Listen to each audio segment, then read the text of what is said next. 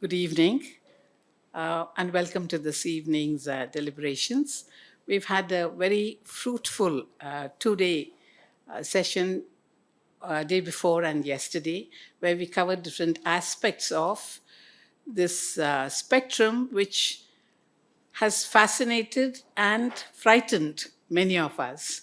The changes that have come about since about autism, the understanding of autism from the time that it was recognized in the 1940s, and when it was considered to be an extremely rare disorder, to date, when we are talking about 1 in 30 to 40 children getting a diagnosis of ASD.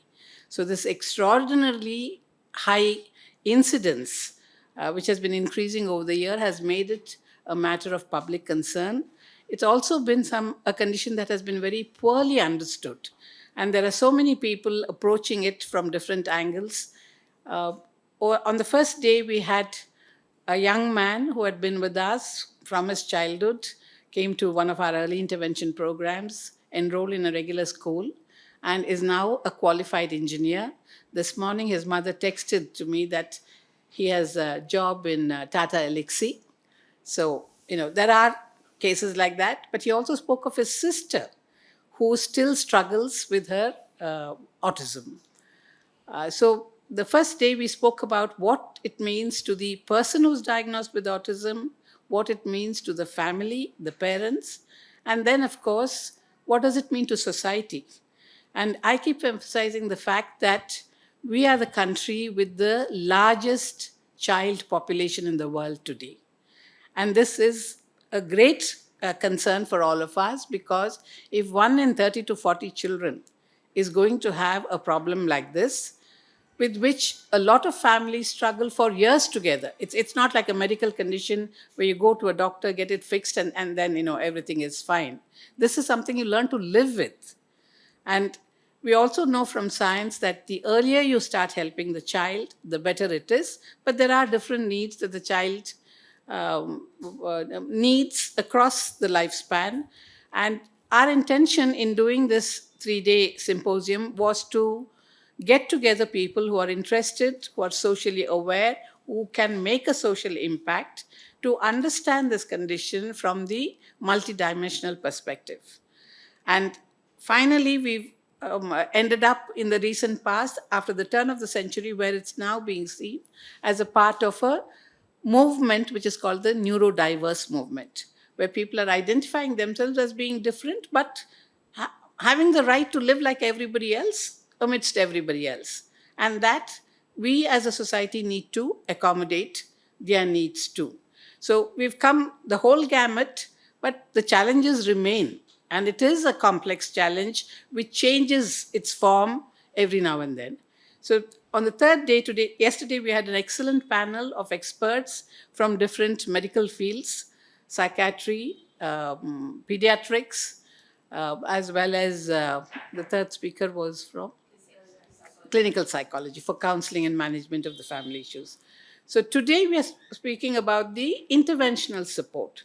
And this is an area that is very poorly understood in countries like ours.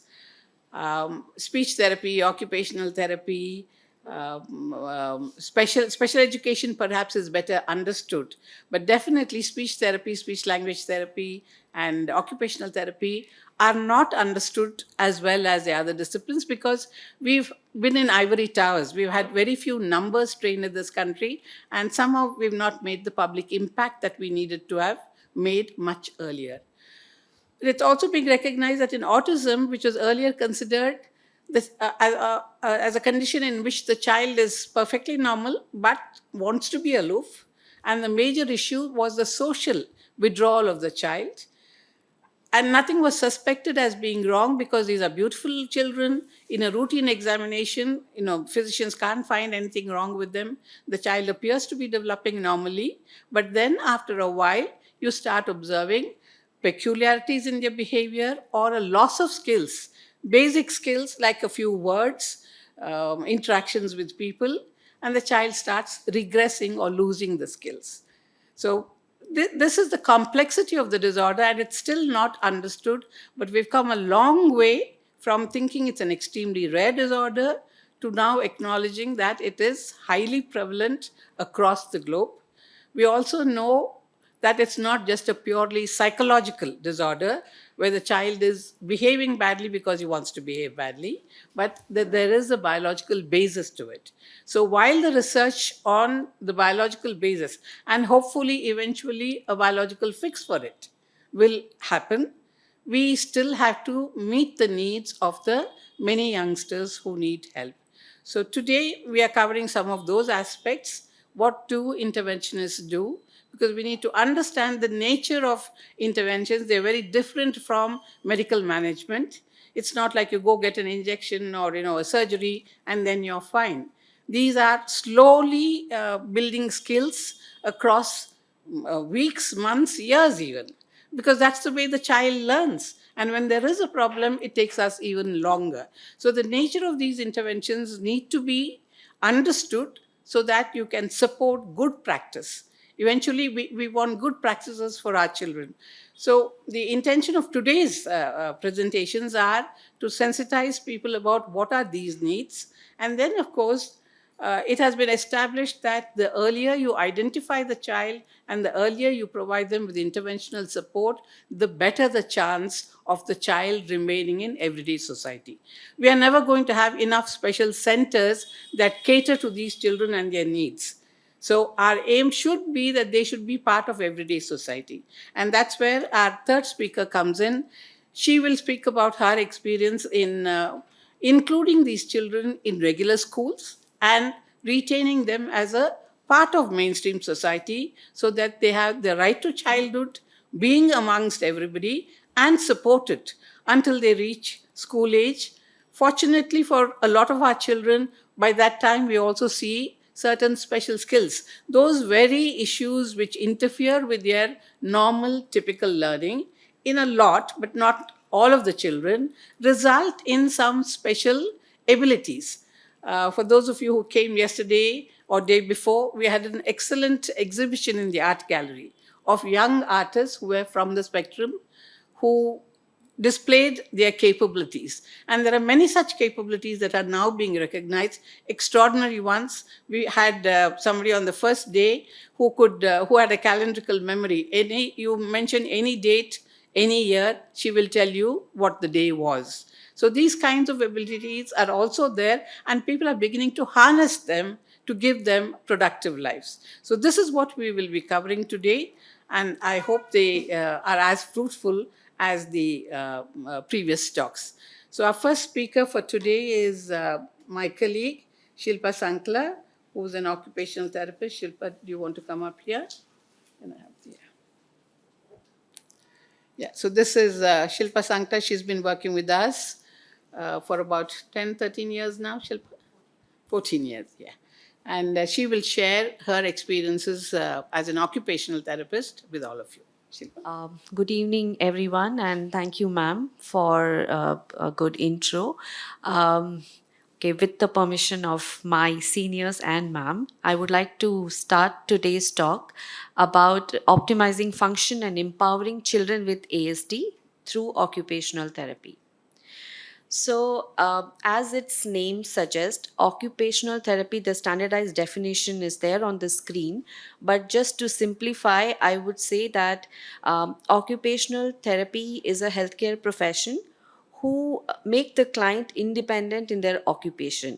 Now, occupation here, the term occupation doesn't only means work, but it also covers the range of activities that an individual does when they get up from their sleep in the morning till they go back to their sleep. So the activities of daily living, of brushing, grooming, going to toilet, your mobility and transfers are all under occupational therapy.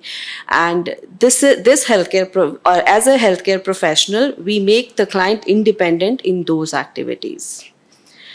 So, as a pediatric OT, the role in ASD is very vast, and we try and make the child independent in their functional activities. And by doing this, there are certain foundational skills that we look at. For example, integrating their primitive reflexes. We will talk about primitive reflexes in my next slide. We also help children to develop the motor skills and optimize sensory processing skills. We all know that children with ASD has sensory processing challenges, and mostly I would like to call it as sensory needs or sensory differences rather than calling it as sensory issues, where we need to provide necessary accommodation, therapies, and adaptation to fit the child in the society. Facilitate self-regulation. We help the children develop essential skill for daily living, enhancing their independence and overall well-being through engaging activities. So we make the children independent according to their age. They should be able to do dressing, bathing, toileting, and feeding. And lastly, fostering participation in play and social activities. Now, starting or beginning with primitive reflexes. Now, it has been recently identified that kids with ASD have some persistent primitive reflexes which needs to be integrated before we move ahead for any goal-directed activities. The primitive reflexes are the automatic movements that are necessary for survival and development in infants, but till about 12 to 18 months. But after that age, it needs to be integrated. It needs to vanish. For example, a stepping reflex. If you take an infant and hold from the pelvis, the reflex of stepping starts. But that is a reflex. It needs to be integrated if the child needs to walk later in the life. Okay. So retain primitive reflexes and potential for intervention in autism spectrum disorder. If the reflexes are retained, we see that in those children there are a lot of coordination issues. There are communication challenges, handwriting challenges, balance issues, etc. Okay, then the next is the motor development. Now, it has been very recently researched, like in 2010 only. We have lot of researchers with or lot of evidence which says that kids with the ASD have issues with motor development, and specifically motor coordination difficulties through wide range of behaviors. Now, once we identify this, it can be assessed by an occupational therapist or by a physiotherapist. Now, these are certain specific range of difficulties that autism children show, which is clumsiness, gait disturbance. Gait is the pattern of walking. We see a lot of toe walking, or sometimes they walk with a wide base gait, which is not normal. Awkward arm movements, lack of hand dominance. So when hand dominance developed by the age of 6 years, it should develop by age of 6 years, but few children develop the hand dominance quite early. But if it doesn't develop and the child is ambidextrous still also, then we need to work towards developing the hand dominance. Motor stereotypes, we'll talk about that. Poor balance, postural instability, and toe walking are few of the motor skill issues that kids with ASD has. Gross motor control. Now, gross motor skills are different, and gross motor control is slightly different. So, once the child has a good gross motor control, we can say that the child has good balance, good posture. The child is able to show good ball skills, can play all kind of ball games, and he has good gait patterns. He can run, walk, jump, and there will be no motor planning challenges. Developmentally, gross motor development precedes fine motor control. So next is the fine motor control. Fine motor is the ability to use your finer muscles of hands, finger, wrist, mouth, eyes to accomplish any meaningful task. May it be building, painting, drawing, coloring, writing, computer keyboarding, writing legibly, dressing, and eating self. Oromotor control, you can see it in the picture that few kids do not develop a proper lip closure, or their jaw is always in open position. when we ask the parent will say that no, he doesn't have any difficulty eating with spoon. And in the third picture, it is clearly seen that the child posture is not right. He is adjusting the spoon by bending so much, and then he is able to eat with spoon. So this kind of a grip plus the posture is something that we need to look at a very early stage. In oromotor control, we also look at the movement of articulators together, that is jaw, lip and tongue movements. Next is the self-regulation, which is being in control of energy states. And kids with ASD, sometimes they have issues with self-regulation, and we as a therapist, we need to work on co-regulation and regulate the child state to a optimal arousal level, so that he is ready to listen, participate and follow instructions. Now, what comes under self-regulation is soothing self when upset, waits for turn, smooth transitions from task to task, listens, accepts challenges, and pays attention and learns. According to the research, 69% of children with autism demonstrated sensory symptoms on the sensory experience questionnaire. This was a study published in 2006. After that, there are in 2007, 95% of children with autism demonstrated some degree of sensory processing dysfunction, and specifically in the areas of auditory filtering, tactile. Auditory filtering is they take in lot of auditory information and they don't know what to filter out. So they miss out on the important instructions and important stimulus.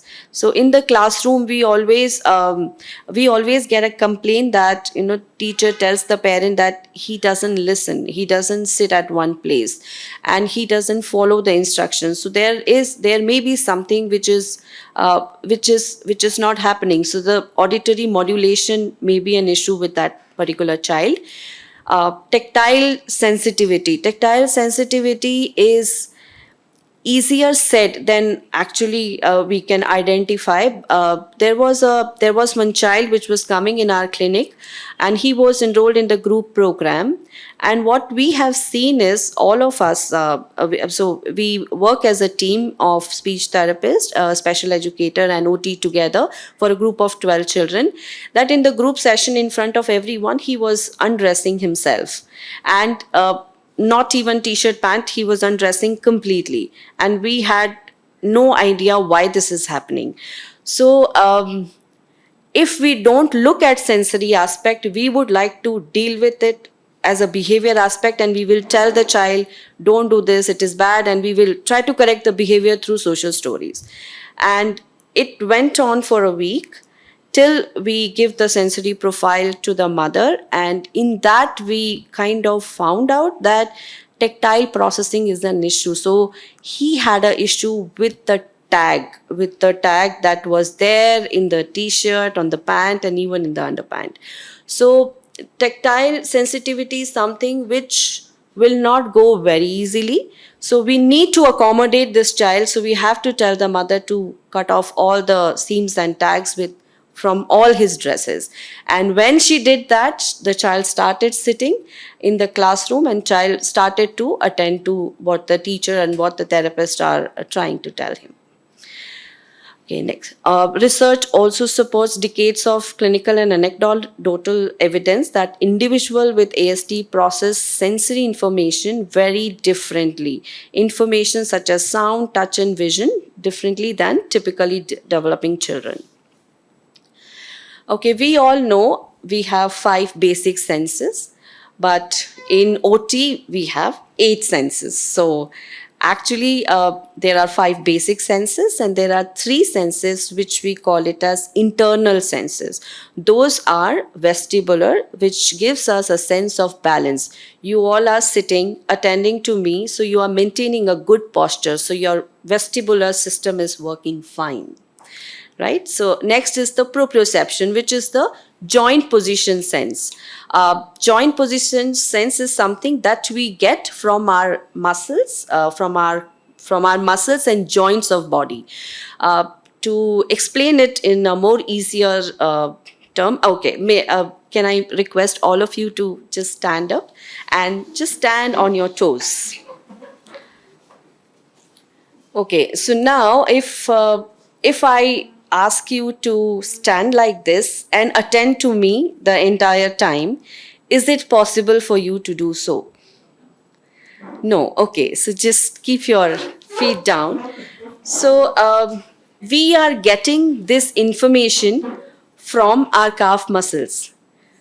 Okay, yes, you can sit. So we are getting this, our calf muscle is constantly sending signals to the brain that I cannot function like this. You have to keep your feet down. So this is what is proprioception.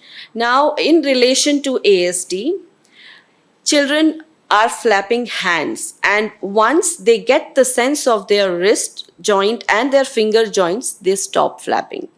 Now, as a clinician, we should be informed that we should not be telling, don't flap your hands. If we say that, then they first of all, they will not stop. Secondly, some other behaviors will start. So we should be conscious about whether it is a sensory need of the child, or it's a issue, or it's a behavior issue. Okay, so another example is, if you all will sit in one position for a very long time, your feet fall asleep, right? Then you cannot stand. And if you cannot stand, what do you do? What do? You will bang your leg, or you will hit it with your hand or some, because we are not feeling where our leg is. So we cannot stand upright at that time.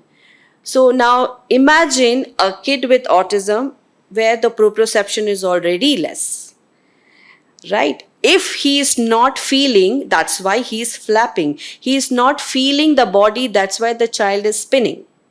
Okay, because when the child spin, he gets a feeling of a body as a whole, right? So here we cannot stop this behavior, but yes, we need to deal with it, and therapy will take long time. So some accommodation can be given to the child so that flapping can be reduced, flapping can be converted to some meaningful activities, like, give the child some drumming activity so that he gets the information from where the joints and the muscles are. Okay, the last one is interoception, which came into picture only in 2017, where interoception is something where we get inputs from our internal organs. For example, the feeling of hunger, feeling of thirst, feeling of pain, and specifying it where exactly the pain is. Okay, then also feeling of bladder being full, and you get that feeling and you go up and use the washroom. So in children with autism, and if some of you were present on day one, Aditya has spoken about burning his leg, and he did not cry because he could not feel that pain. So again, interoception is something which we need to deal with early on. If we find out that kid with that particular child has issues with interoception, we can work on it early on. Now, these are some of the common sensory issues that is faced by children with ASD. Now, it is not all. So the opposite is also true. We see a few children with increased movement, and parents keep saying, my child is very hyperactive, he will not sit at one place, he keeps moving around. On the other end, we also have children who are extremely movement sensitive. When this ground is given, they are okay to walk. As soon as you change the level of the ground, or you ask them to go on a ramp or walk little up, they will freeze. They will not be able to move. Increased stimming, such as hand flapping, making repetitive noises, rocking back and forth, etc. Tolerating loud sound. They have difficulty tolerating loud sound. And I think this was also mentioned in day one by Aditya that any kind of sound, okay, any kind of a little loud sound also is like a bomb blast in the ear, is how he has mentioned it. So we also need to know where the level of the child is with regards to auditory. If we see some signs like closing ears, okay, when that he just cannot tolerate somebody speaking in a normal tone also, then we have to provide this child few accommodation plus the therapy. In For our auditory sensitivity, we generally work towards developing the vestibular channels, because auditory and vestibular system are closely interconnected in your inner ear. Covering ears or eyes, difficulty recognizing internal sensation, we have already spoken about this. Refusing or insisting or on certain food or clothing items, frequent chewing on non-food items, frequent touching of others or playing rough, discomfort during haircut, nail cut, difficulty wearing clothes with tags, etc. Resist to touch sticky or soft items, resistance to movement and rigid rituals. Common sensory issues faced by, okay, this is again the continuation of the same slide, where we wanted to emphasize that shutdowns, meltdowns are not always due to behavior issues. So the underlying cause of shutdown, meltdown, tantrums, behavior issues could be sensory challenges. So behavior strategies will not work without addressing the sensory needs of the child. So today I was discussing one more case with my colleague, and there was one child whom the team has done the assessment for the child, and the motor profile came normal. There was hardly one or two gaps, and I said OT will not be required for the child. And this child has started coming to ComDeal, and he was enrolled in the small group session. And after 3 days, the speech therapist came to me and said, you have to look at this child. You said OT is not required, but this particular child is pushing and hitting everybody. Okay, so no, I thought, no, it cannot be, because not only I've seen the child once, I've seen that child 2 to 3 times, and I have given the demo to the mother, and I felt there is no issue. So, okay, I went and I observed the child, and she was right. He was doing that. And then as I said, tactile sensitivity is very easy to say, but very hard to determine. Then again, we did the sensory profiling for that child, and touch processing came definite difference for this child. Now, if we look at only behavior, that he's hitting and pushing, now, what I saw during the group session, he was seated in the middle of 2-3 children. So that is why any kind of unexpected touch, he was, getting very nervous about it. And that's why he was pushing and hitting other children. So first thing was, because we have to accommodate that child in the group setting, we need to change the seating arrangement. Then we started OT also alongside the speech therapy and small group session. And you will see that child in one of the video, and then we can discuss about him a little more. Now, sensory integration intervention. So these are few of the activity pictures. It is supervised by trained sensory integration professional, uses equipments and activities that is motivating, enticing, invites creativity, and is safe. So in sensory integration, we want children to fall, but they should land safely.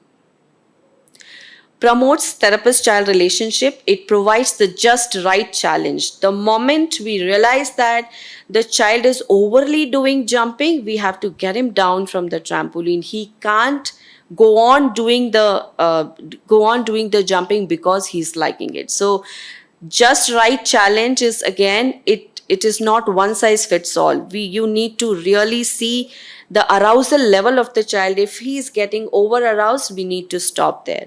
And if he is under aroused, you can give a little more also. promotes adaptive responses, self-organization, exploration, and pleasure. So in sensory integration, the main principle is we do not force the child to do anything. There should be intrinsic motivation within the child to do something. Okay, and your therapy or your approach is considered correct if you are getting adaptive response from the child. If you are not getting any response, for example, the technique of brushing which we were using till 2010, and after that it was completely contraindicated in and it is no more useful technique in sensory integration. So again, when you brush a child, you don't know what receptors you are stimulating and what you are overwhelming, and it is completely discarded. So if there is an adaptive response given by the child, then only your therapy approach is correct.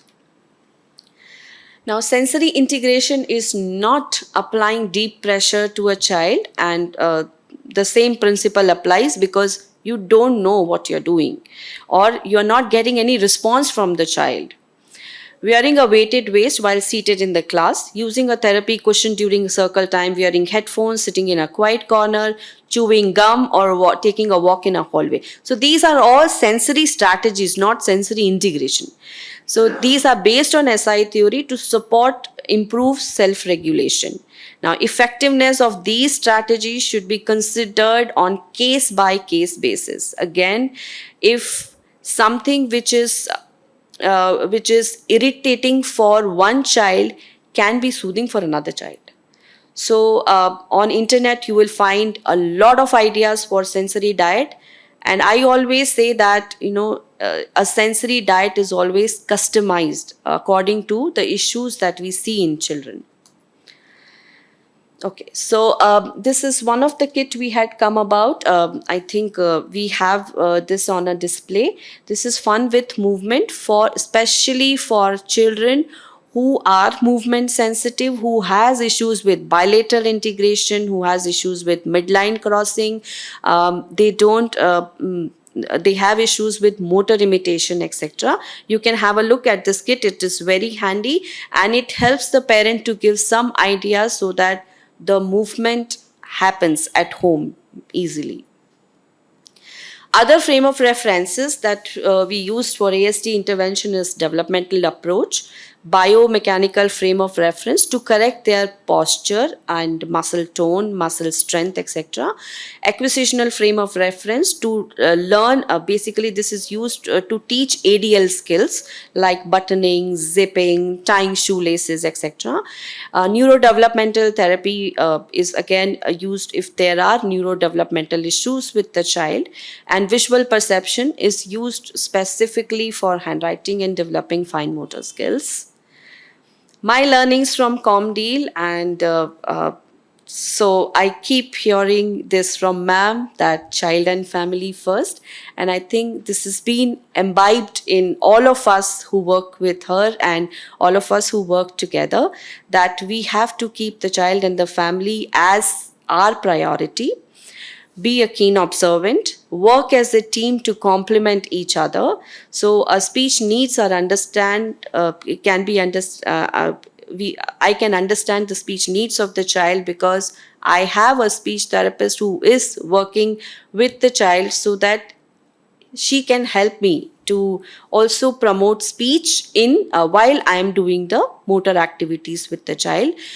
Provide the child warm and responsive relationship filled with care and affection, and use eclectic approaches. I think Mr. Vijay Raghavan also mentioned in the first session that there are some model who works strictly on the basis of this is what we have to do for all children, but it is not like this in ComDeal, especially because we see that if the child is benefiting from a specific approach, we try and give that kind of activities to the child. So remember, children with ASD are neurodiverse, but not less, provided they are given timely help by the right professional. Thank you. Thank you, Shilpa, for that excellent presentation. We are now moving to uh, the second speaker, but you will have time to interact with the entire panel at the end of the third session. We just want to provide with you all glimpses of the range of things that could be affected in children with ASD, how these are taken for granted by most of us, not just as individuals, family members who interact with these kids, but I'm sure that those of you who are closely connected to a child with ASD would have looked at the literature on ASD, and I think it's enough to drive anybody crazy what is out there. And that is because of the way in which our understanding of ASD has gone through dramatic changes over the last 50 to 60 years. So there are many aspects that we are still learning about, and we are just providing glimpses of these. A lot of these are covered in our early intervention programs, but we are not going into the specific details because there isn't time to go through each of these aspects. I think our intention in this symposium was to try and sensitize people to the mainstream thoughts on the different aspects of ASD. The medical, the psychological, the physical, the communication, so that we have a sense of understanding of what is this child going through and how these children can be helped. I mentioned earlier that the focus in the last 20 odd years has been on early intervention because these early years are when you can make a substantial difference in the child's life because the brain is still malleable. From understanding autism as a mental health condition, we have moved substantially to understanding that it's something that is biologically based.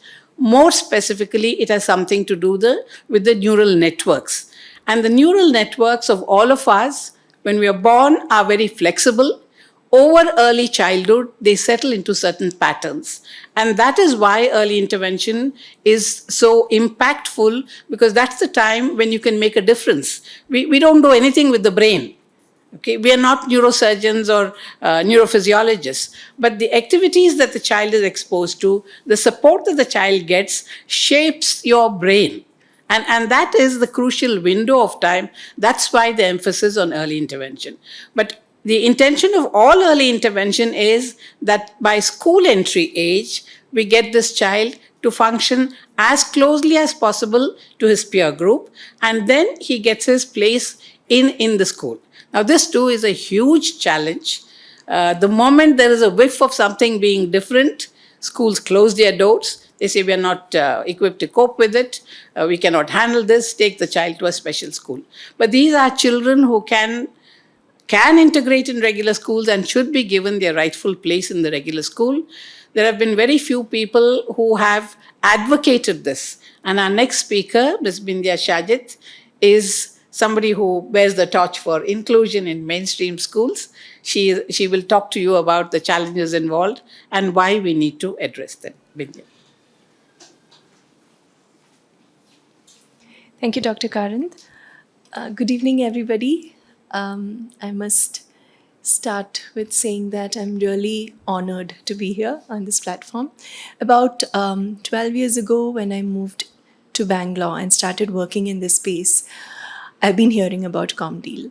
And I've always been impressed with the kind of work that they've been doing, because I think even 12 years ago, they were doing something right, is what I've always felt. And theirs is a work that I've always looked up to. And for me to receive a call from Dr. Karanth personally, asking me to come and speak here, was a very special moment, I must say. Thank you so much for the opportunity, ma'am. And very excited to be here on the BIC platform as well. So let me tell you a little bit about what I do. We've been working in the space of inclusion. So I'm a school psychologist by training. I like to identify as a child rights advocate and an inclusion advocate. I firmly believe that all children have the right to be in the same space. And I firmly believe in the concept of common schooling. When I moved to India, after my training as a school psychologist in the US, I started working first with a segregated space, what you call a special school. And then I soon realized that is probably not the space I want to be in. And then I slowly started moving into inclusion. At that time, I realized how much of resistance there was to include our children in the mainstream schools. And I even ended up getting a degree in, was a diploma degree in child rights law. And that is when I realized how much of child rights that I did not know despite being a child psychologist. So that kind of opened a lot of doors, like doors towards new perspectives and new thinking for me. From then on, my practice has also evolved because I started looking at children from a very different lens, and the way I approach them also from a very different lens. So inclusion also kind of flows in very naturally from the child rights perspective, I think. So what we tried to do initially was we tried to do inclusion facilitation in a lot of mainstream schools. So where we go in as the specialist who would help the school with inclusion. And our goal was to make everybody in that school building open to the idea, trained in the idea, aware about the idea, so that any child who walks in through the doors of that school can be included there. So we would do the whole gamut, right? We would train teachers, we would train right from the principal to the office staff, to the teachers, to the support staff. That used to be our approach. But we realized that was not sustainable. Like I've been in schools for less than a year, and it tells you something about the school when I'm not there for that long, because most schools invite you in just to check that box of inclusion, but they were not truly in it with us.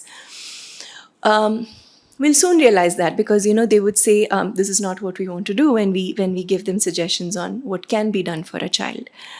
But I've also been with schools for about more than 5 years. And that also says a lot about that school, because that school has worked with me and we've done some really beautiful stuff to include children there.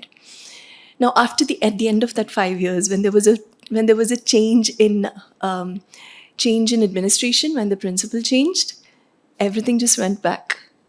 It was just amazing how things just flipped, right? So that's when we realized this is not going to be sustainable. Like, we took 5 years for a school, and then we've not done anything, and then we have to move on to the next school. And it seemed like an uphill task. And that's when we moved to a second model, which I call is a shortcut to inclusion, which is the shadow teacher model. I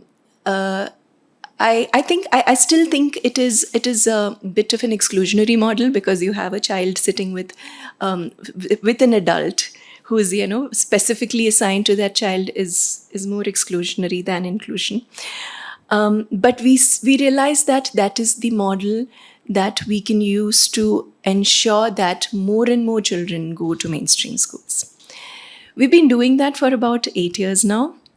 I've been working with an organization called Inside Childcare. I've been supporting them since its inception. So,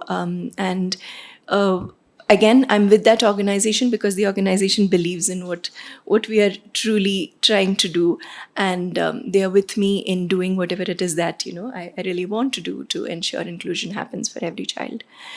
We're about 200 teachers strong. That means we are serving 200 children in 200 different classrooms, which means we have that many more schools that are working with us, right? And to me, that is definitely progress. But we have a lot of challenges. We know a lot of schools who are completely in with us, with our model, some who are not quite there, and some who are absolutely not there, right? But we are fighting. We are dousing fires every day, So we try to follow what we call a very neuroaffirmative approach. That has been our philosophy, and we try our best to stick to that model. Now, Dr. Karanth has also been mentioning neurodiversity. And neurodiversity is a very new concept, at least in India it is. And how I try to describe neurodiversity to somebody who's new to the concept is I try to relate it to a garden, right? A garden where you have a lot of different kinds of plants. You have creepers, you have trees, you have shrubs, you have herbs, you have flowering plants, you have fruiting plants, you have all sorts of different plants, right? But you never once go and ask a creeper, why are you dependent on someone else? Why can't you just stand on your own? We don't ask a tree, why are you so tall? Because it's not accessible for me. Why can't you just be as tall as this other plant who's right next to you? But we do that to our children, right? We always have these standards that we hold our children up to, and all our children, all of them are expected to meet the same standards, right? And that is where neurodiversity comes in. And so it's just like we talk about biodiversity, right? So biodiversity not just tells you that there are different types of living beings, it also says that all these living beings share the ecosystem, and we all live together, we all live in harmony, and we also are interdependent on each other. And that's exactly what neurodiversity is also trying to tell us. We are a bunch of people with different brain wirings. Like even the people who are sitting in this room are all have differently wired brains, right? Maybe ours are a little bit more closely wired because we are all here for this purpose. But we all do different things. We all learn differently. We behave differently. We respond differently. We perceive differently. We all do things differently. So then why is it that, we never say that the creeper is any less than the tree, right? The creeper has its own purpose, and so does the tree. So similarly, every child has something to offer, no matter what their strengths are, no matter what their differences are, right? And like the previous speaker, Shilpa, pointed out, it is a difference. It's not a deficit. Now, when do we start viewing it as a deficit? It is usually when we have one right way of doing things, right? When we decide that now nobody announced that you should be coming here, and sitting quietly. All they announced was switch off your phones. Nobody said be quiet, right? Nobody said sit and listen. But we all knew that is the right way of doing things in this space. We walk into a space, we immediately know what is the expectation of that space, right? It's a learning that we've had, right? So we've always had this one right way of doing things. And when our children don't fit that bill, when they cannot do it that one right way of doing it, that is when we marginalize them. That is when we have a problem with them. I've had teachers where I go and I consult for. There are teachers who tell me, well, if this child is not there in my class, I can just teach the rest of the class. I've had comments like that. So I've heard worse things also, but that is the attitude, right? To me, this child has the same right as every other child in that class to be here and to learn from you, and you better respect that, right? So that has been my fight, and that continues to be the fight also. So it's important for us to understand neurodiversity. To understand the approach that we are using right now. So we call it the neurodiversity affirming approach or neuroaffirming approach. Now I'll tell you what that means, what neurodiversity means. Now, for somebody who is familiar with the field, who is a professional in this field, would immediately recognize some of these words on the screen, right? These are some of the red flags that we look for every time a child comes to us to ensure that, or to rule out autism, right?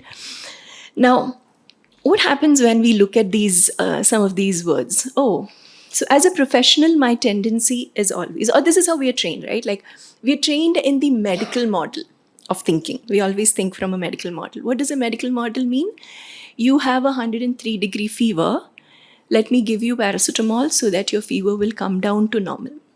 It is always about something that is not normal, has to be fixed and brought back to normal. That is the medical model. Right? And that is what you see in your psychiatric Bibles, the DSM. So this comes from the DSM, right?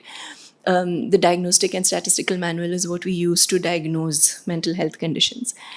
And as Dr. Karanth mentioned, these come from ivory towers, right? These don't necessarily come from lived experiences. These come from our sensibilities, right? Our, what we refer to as normal. Who's calling us normal? We are only calling us normal. Huh? So what we call the neurotypical, we call ourselves neurotypical so that we differentiate ourselves from the neurodivergent people. So we call ourselves the neurotypical people. So as neurotypical people, this is how things should be, and somebody is not doing it the way we are doing it, so we other them immediately. So if you look at some of the words that are used here, like prefers to be alone. Now this comes from the DSM, right? And that wording comes from the ivory tower. If you actually ask a person who is autistic, they don't prefer to be alone. They want friends. They want to be around people. It's just that they don't know how to do it. But when we look from our perspective, when you see a child who's aloof and staying away, we're thinking, oh, he doesn't like to be with others. He prefers to be alone. So that's the difference in the perspective also that we start seeing. So where does this neurodiversity perspective comes from? It comes from lived experiences. People have come out and started saying that, hey, we have the right to live with our autism. We have a right to live with our ADHD, right? So that is where the neurodiversity perspective is coming from. So as a professional, I have been trained to look at these symptoms and say, oh, this child is not giving eye contact. First goal, develop eye contact. This child is not socializing. Goal, social skills training. This child is not communicating. Goal, let's make him. So it's from that medical model where you don't have something, let's make him do it, right? But the neurodiversity perspective talks about, hey, maybe if you're not looking at me, it's fine. Let me figure out a way to teach you even when you don't look at me, right? Because we have a lot of people who are adults with autism who tell us that it's so traumatic when you ask us to do certain things that we are finding it difficult to do, and we start masking, right? We start pretending to be somebody who we are not, right? And they also say we are able to communicate when we don't look into your eyes.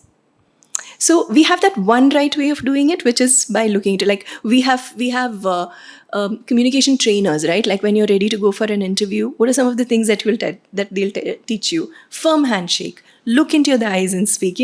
These are the one right way of doing things that we've developed over the years. So what they're saying is, when I don't look into your eyes, I'm able to communicate. But you insist that I should look into the eyes. So if I'm wishing, okay, say good morning, Bindiya ma'am. Now look at Bindiya ma'am and say it. That is the insistence that a child is expected to do it that way. So what we are trying to say through the neurodiversity approach is that let's accept the child, right? And I know professionals like Shilpa and Dr. Karanth, they're all working on these other goals. Let it happen. Let it happen and let it come as the child develops. But until then, let's cut them some slack, right? So when we take them to school, we are looking at these, when we talk about neuroaffirming practices. Now this is a nice little visual that I have I've borrowed from someone. This is again a person with lived experience, and this person, on their Insta feed, they come up with these very cool visuals, which helps us better understand what some of the things that they're trying to tell us are. So this is one visual I really like, and I use this to train my teachers also. Now today, in the interest of time, I'm just going to take a few points from this and just emphasize that, right? Now, as I said, we do the shadow model, and we train teachers to go in and work with children, support them in the mainstream classroom. And as I also said, we make sure that the children have the right to express their autism, express their ADHD, express their neurodivergence while they're in the classroom. And this is very important to us. We ensure that our teachers understand this, right? And it does not happen overnight. It does not happen with one week of training or a month of training. We do constant supervision for our teachers. And we basically drill this narrative into their, into them, so that they start imbibing it and start practicing from that lens. So the first thing that we talk about is communication. Now, it's important for us to make sure that we respect all forms of communication. When families come to me and I ask them about communication, they will answer my question with respect to speech. They'll talk about talking. But I'll say, I'm not asking you about talking, I'm asking about communication, right? That difference most families are not able to understand. So for me, talking is not important because there are so many children who may be talking, but they are not communicating. So for me, communication is extremely important. That is like the top goal, that I have. Communication, independence are the two important goals that I ask my teachers to strive towards, right? So when we talk about communication, we know there are a lot more new ways that we have realized that children are beginning to communicate, right? We've at one point, a lot of these ways of communication were completely denounced by professional groups or again people in the ivory tower, because we were not able to prove the veracity or that actually this communication is coming from the person. Now, I've had families who've had children who've had non-speaking children in their family growing up with them, non-speaking children with autism. And one fine day, they realized that this child is communicating through typing or through writing or, an alternative mode. And so I had this mother call me one day and she's like, Bindiya, she has started communicating. We realized that she's doing it. One of her speech therapists found out that she can actually type and communicate. Now, she's not done this before with anyone, right? But the speech therapist realized that. And she started doing it with the speech therapist. So now what should we do? And I'm like, what do you mean? Well, I know this is not an accepted form of communication. Most people question it.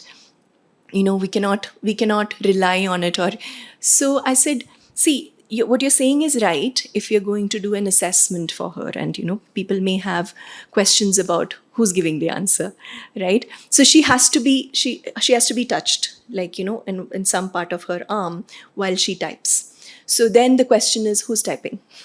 Is it the child or the facilitator, right? So these kinds of questions our children usually get.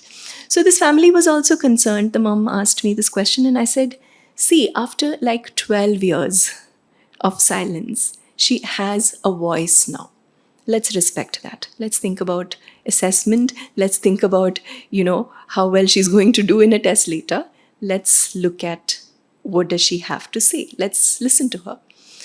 And this mother calls me back in like a few months and tells me, you've no idea how life has changed for us. So this child has an older sister and they're a family of 4 and they do things together. And the mother tells me, Bindiya, this person is the love of our life. Like, she's part of this family, but she's like the stone that was there in our family. Like we loved the stone to death and we never got back anything from her, right? Now that she started communicating, we realized that whatever we had given her all these 12 years was there and it's coming out now. And now she's like, my older daughter is more interested in taking a walk with her because she realizes that whatever I'm telling her, she's actually listening, right? Until now, we did not know what was happening to the information we're giving her, right? So communication can open so many doors for our children. And we've realized we have amazing poets, we have authors, we have award-winning authors who are non-speaking. And they found their voice through typing, through writing. And imagine if they did not have that mode of communication, how would we even know about these talents, right? So that is extremely important for us. And we push for communication as one of our primary goals when we start working with children in the classrooms. A second point that I want to talk about today is how do we change systems and environments, or how do we accommodate for children in these mainstream systems and environments? We have a lot of, so I'm not a clinical psychologist. I'm a school psychologist. A school psychologist is more like a community psychologist, right? So for me, it is about how does this person live in the community? That is what is my area of concern. So for me, I'm sure there are, a lot of medical ways of managing the condition that the person has, but everything aside, when the person is in the community, how do I help them fit into the community? At that point, my focus is not on changing the person. My focus is on changing the environment to help this person fit in. So we are making the environment a little bit more conducive for the person to function, right? We are not asking the person to change. We are asking everybody around the person to change, right? So how do we do that? So these are some examples. Like, there are children who can, there are families who would come and tell me, oh, he knows everything, but when the exam results come, he's failing, right? And these may be children who can orally give you the answers but can't write it, right? So there we go and advocate for this child and we tell them, so then why are we making them write, right? So by making them write, are you assessing the child's knowledge of science or his ability to write? What are you assessing? What do you want to know, right? Because right now what you're doing is you're assessing his ability to write. Now you can assess his ability to write in language, because that is one of the standards that you have to gauge the child on. Do that in English, do that in Kannada, do that in Hindi, but don't do it in science, don't do it in social studies. Let the child express in a way that is comfortable for the child, because then you realize that this child may be functioning higher than everybody else in the class. Right now you're saying this child is failing, right? So we look at what is the best way of expressing the knowledge, what is the best way of teaching this child, what is the best level of learning for this child. All this is kind of, regulated for this child. Now we have children who may be in, 5th grade, but doing well in all the other subjects, maybe except for math. Math is still at a 2nd grade level. So then we have to work with this child at a 2nd grade level math. We are not going to push this child through special ed and make him do 5th grade level math, because the child is not there yet, right? So we are changing, we are adapting systems. Even by having a shadow sitting there, we are adapting the system, right? How many other children in the class have a shadow? So similarly, Shilpa was talking about the sensitivity, the sensory difficulties that the children have. I mean, we experience a lot of behavioral difficulties that stem from underlying concerns like these. We've had a situation where we've had to advocate for the child with the school for a change in uniform, because that particular material that they're using for their uniform was not suiting this child. And this child was doing exactly that. He would remove his clothes in the classroom. And we're trying to, and everybody's saying it's behaviors, but it's not. The child was uncomfortable with and the school actually let this child come in, in comfortable clothing, whatever he wants to wear. And we don't get many schools doing that. Okay, we've had other schools who have told us, oh, well, we don't allow gadgets in the class, but this child needs an iPad to communicate. How can you deny the child's, his right to communicate? So we have these kinds of fights also. We continue to have these kinds of fights also with the schools, by the way. The third one, nurturing positive self-identity.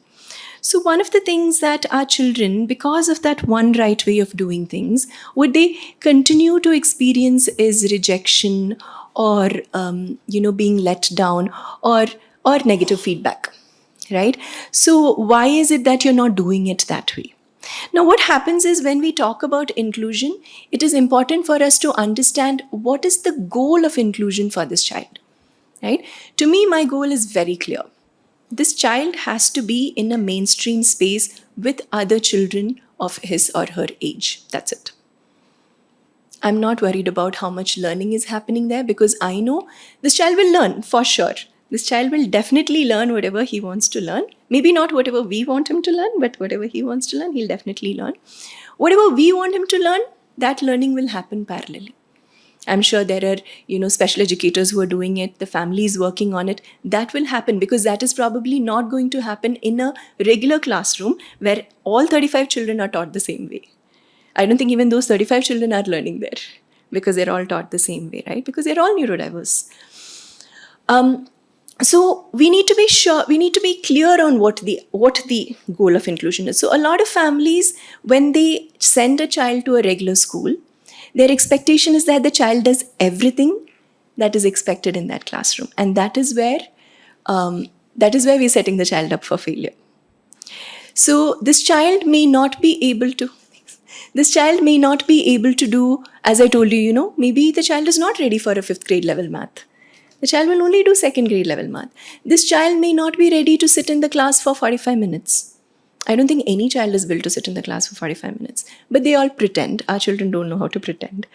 So we have to make room for that, right? So what are our goals when we send the child there? Then it becomes all about learning. It becomes all about the marks, writing the exams. We have families who keep insisting on the child writing. And for us, that is not important. For me, if the child can read and if the child can express what they have learned, that is more important, not through writing, but through any other means of communication. But we insist on writing. We have a lot of families who insist that this child must learn to write. And writing is extremely difficult for this child, right? So our job is to help schools, help families understand what is a reasonable expectation for this child. Now, your reasonable expectation, when I'm defining reasonable expectation, it is about what is reasonable for this child at this point in time. Not tomorrow, not yesterday, today, at this point in time. Because whatever we are saying this child cannot do right now, child will be able to do it tomorrow. So we will keep on exposing the child to these standards and see if the child is ready to do it yet. But until then, we'll have to give this child time. Right? So these are some things that we help families understand, because it is important for the child to understand that there are things that I can do. It's not that, I'm not good in everything.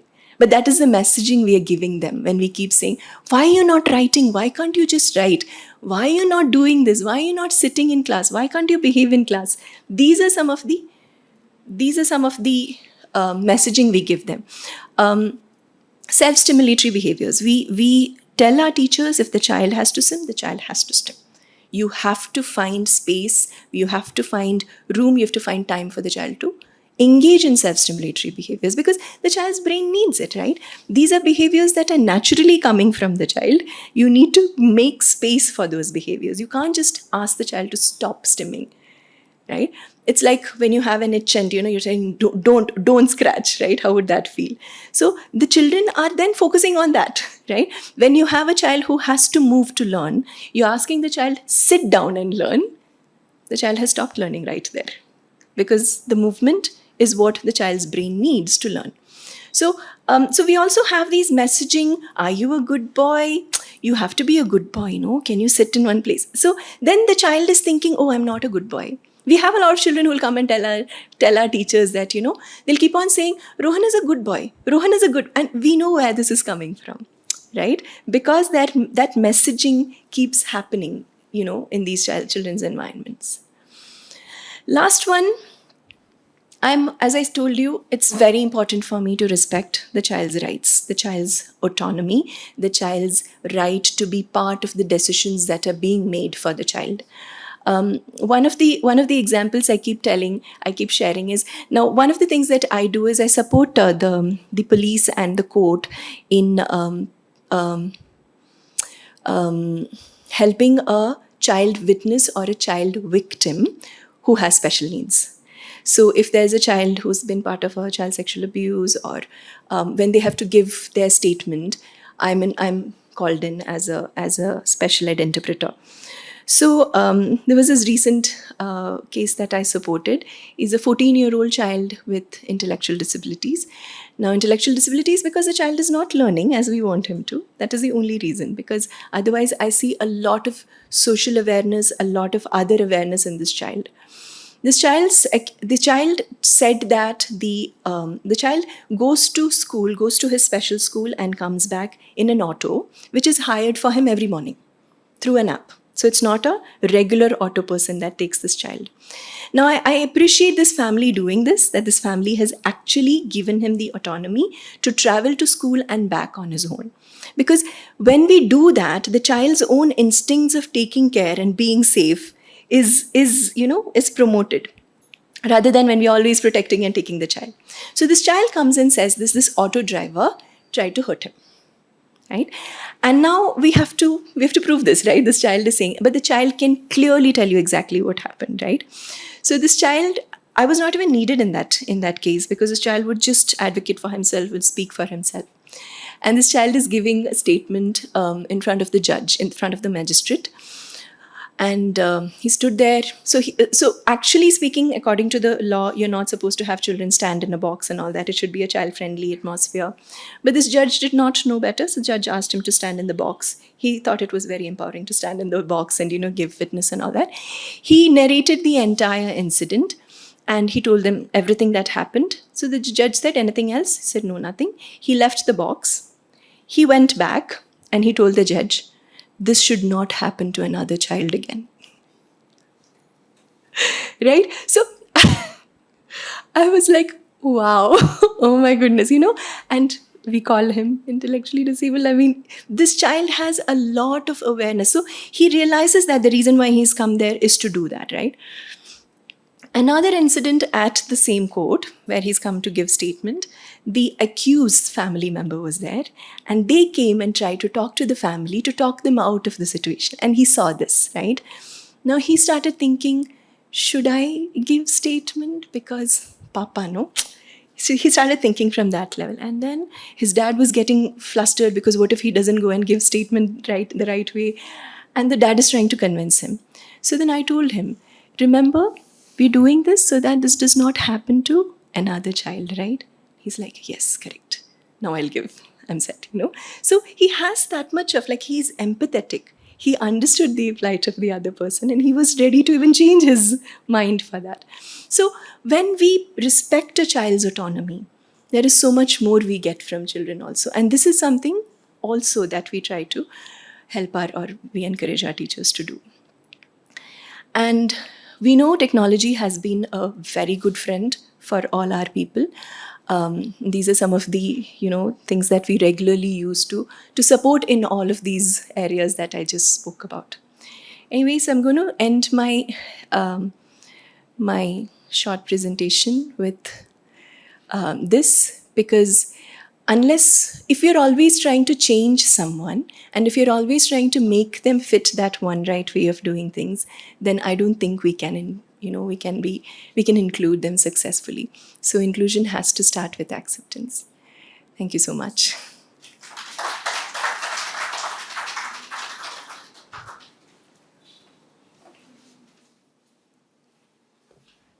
Thank you, Bindiya, for that excellent presentation and the challenges of trying to get a child included in a regular school, something that most of us take totally for granted.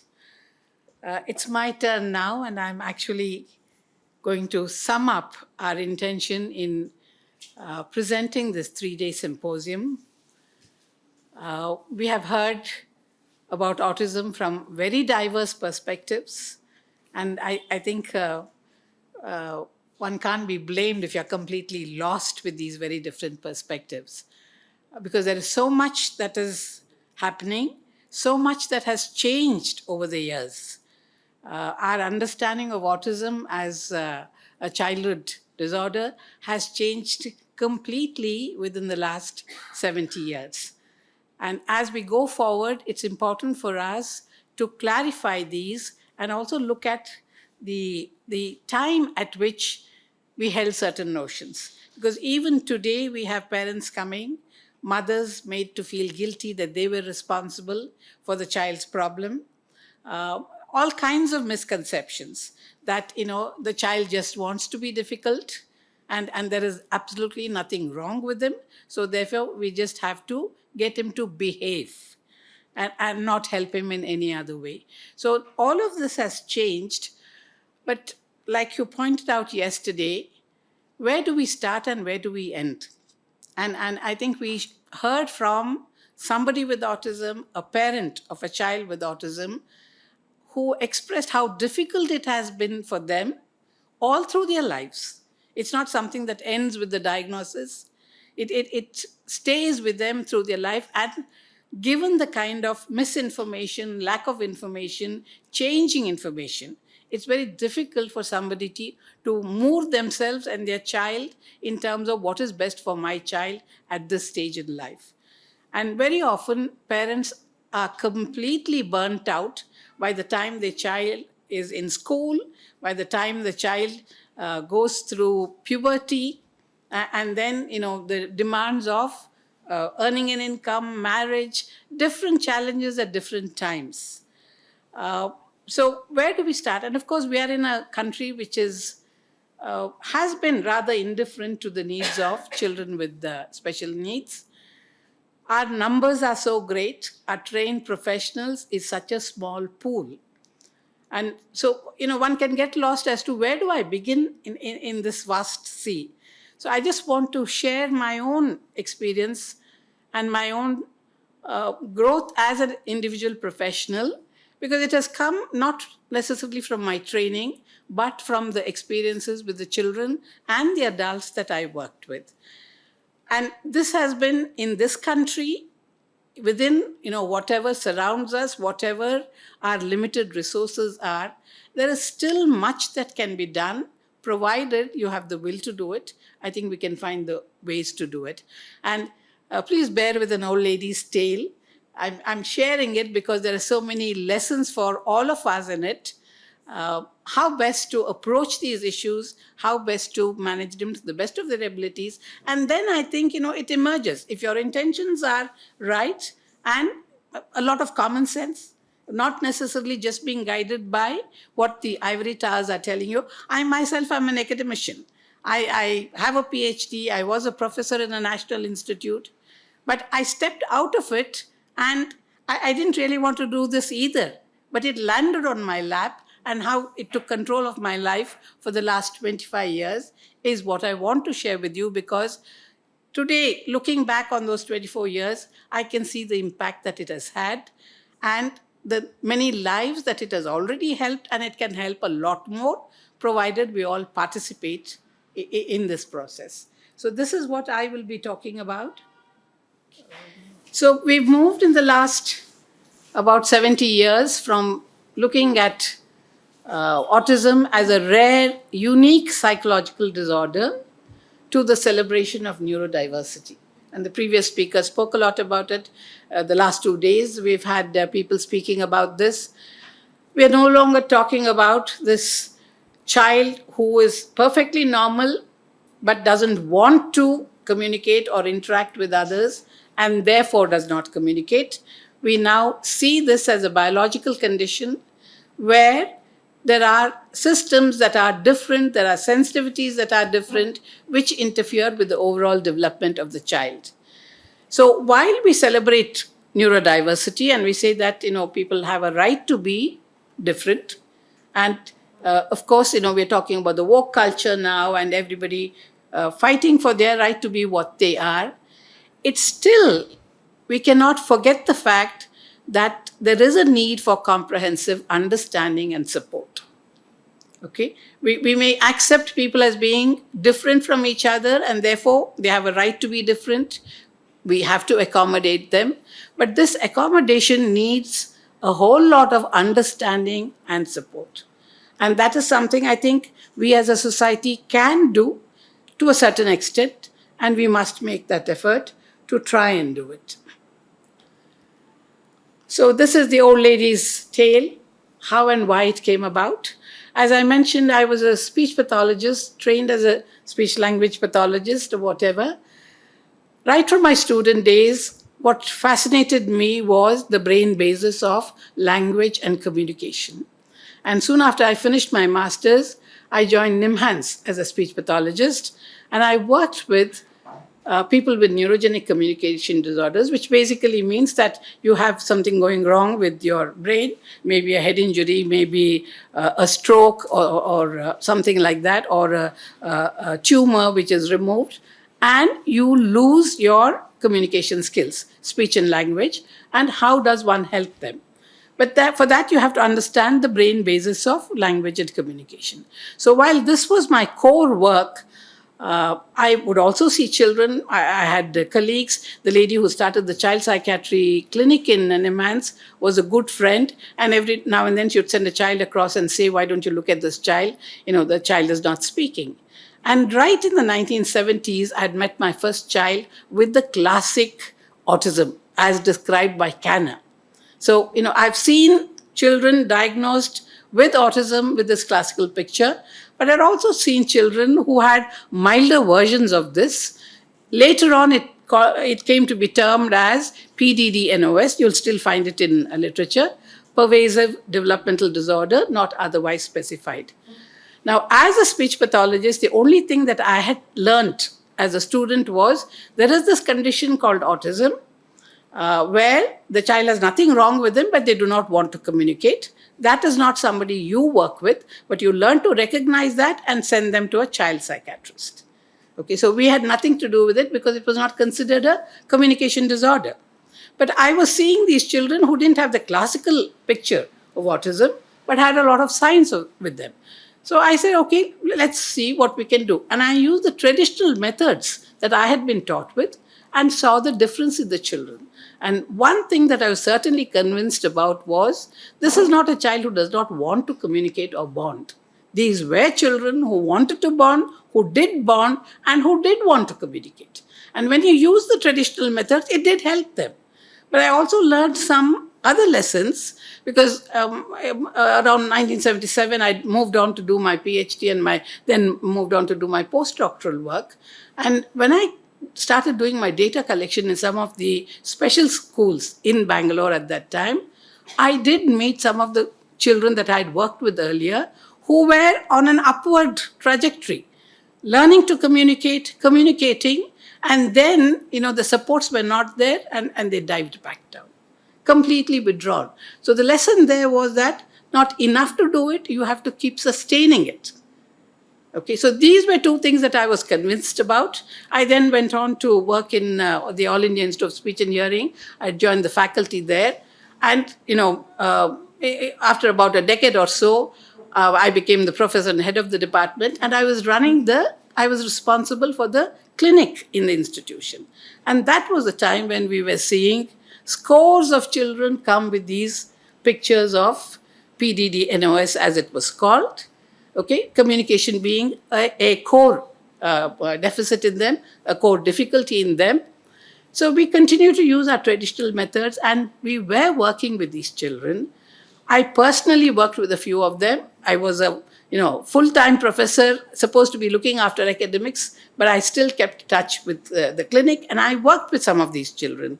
And what I increasingly learned from them was that I was seeing the same kind of difficulties that I had seen with the adults that I had worked with.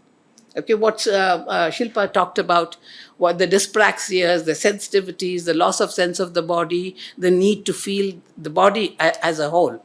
But none of the literature on autism spoke about it at that time. It was my previous clinical experience which was kind of sensitizing me to the other difficulties of the children, over and above their communication needs. And when we addressed them, we saw the children getting better. So by the mid-1990s, I'd quit my job as professor at the All India Institute of Speech and Hearing because I felt that I needed to do something else in my life. And what I really wanted to do was to work with the girl child. Okay, I come from a matrilineal background, and it makes me very annoyed when I see the different forms of discrimination that go on in society. So that is what I'd wanted to do. So we'd moved to Bangalore, and there were a couple of institutions which had training programs. They said, since you're here and have not really decided what you want to do, come and teach a little bit. So I would go to the Chandrasekhar Institute and teach a bit.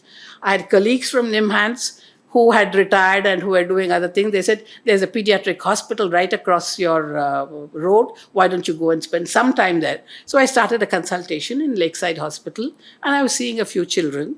But the therapy was actually being done by my students who were across Bangalore. So I would do the consultations and I would refer the child to one of them to work with these children, and the children were improving.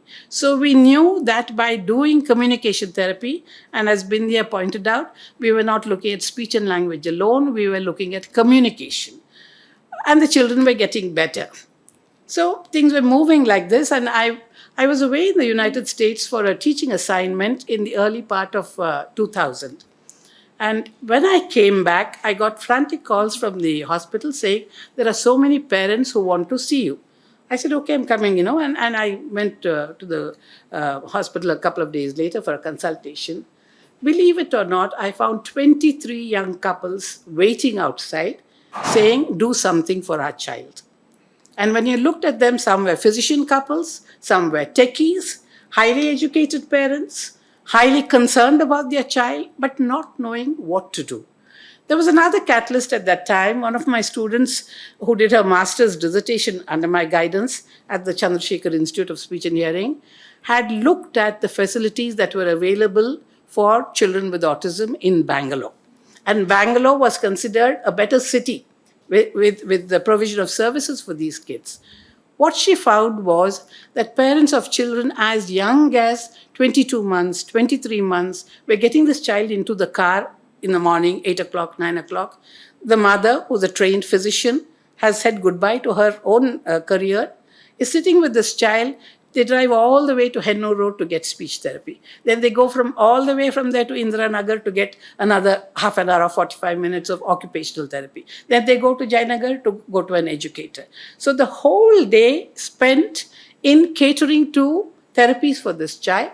Net result was zilch, okay, or very minimal. So we said, this can't go on. And there were 23 couples, as I said, say, do something. There was no way that I alone could have worked with those 23 children.